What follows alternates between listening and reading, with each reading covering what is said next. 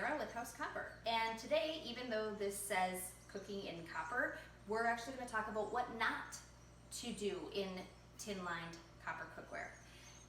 Before I go any further, I should say that if you have a stainless steel lined copper pot, pan, or skillet, this is not about that. If you have a stainless steel lined piece of copper cookware, treat it like a stainless steel pot. That's essentially what it is. That's how it's going to behave.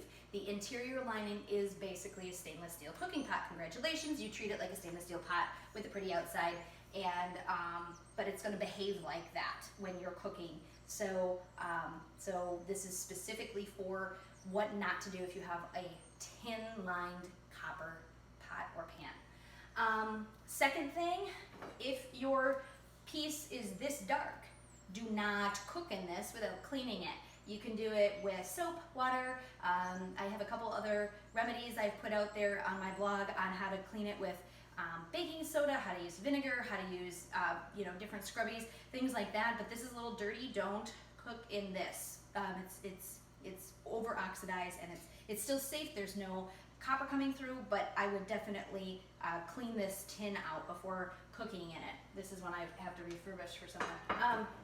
Now, if you have a pot that's lined with tin, if you have a skillet that's lined with tin, this one's been outside on the fire, you can cook over a fire outside at a campfire in tin-lined copper cookware. You just need to have it on a grate. You can't put it directly in the fire like you might cast iron. Or even if you have one of these stock pots, this is one of mine, it's kind of oxidized on the inside already. Lots of use. But what's so funny is people think, well, what can I and can I do? Essentially, you can cook or bake anything in tin-lined copper cookware, but there are certain things you cannot do when you're cooking in them. So the first and foremost one is you cannot have the pan super hot. So if you want to sear something at a high temperature, or do like an indoor grilling, like burgers, where you want to get them nice and crispy, or you want to do a high, stir fry meal, like on high heat. Those activities you cannot cook in tin-lined copper cookware. So those are the kind of things that you definitely want to use cast iron for. What will happen if you get to be those high temperatures for those handful of uses, you're going to end up melting your tin up top or all along the bottoms here. That's where the heat tends to pool the fastest, and you will actually see your tin loosen or run or get soft or get kind of wonky because it loosens. So those particular things you cannot cook in tin-lined copper cookware. Now, you can brown a steak, you can brown hamburger meat. In fact, it does really beautifully and it doesn't stick. It's awesome. You can do everything else. You could bake in these pieces as long as you stayed under that 425.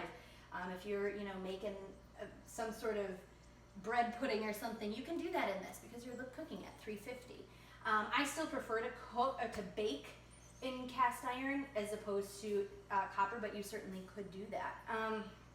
So that's really what it is. So the rules are basically you can cook anything in tin-lined copper cookware. You just can't do certain cooking activities in them. So to review, no searing of meats at high temperatures, no indoor grilling, essentially where you want to blacken a burger, and no high temperatures for like high stir fries and anything that requires you to get something super, super hot and steamy.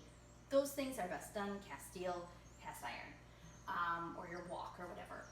But otherwise, that's it. So if you have any questions, let me know. If you have any comments, any ideas, want to check on what you can and can't do, let me know. Put something in the comments. I'm always happy to answer as fast as I can. But there you have it. Thanks for watching.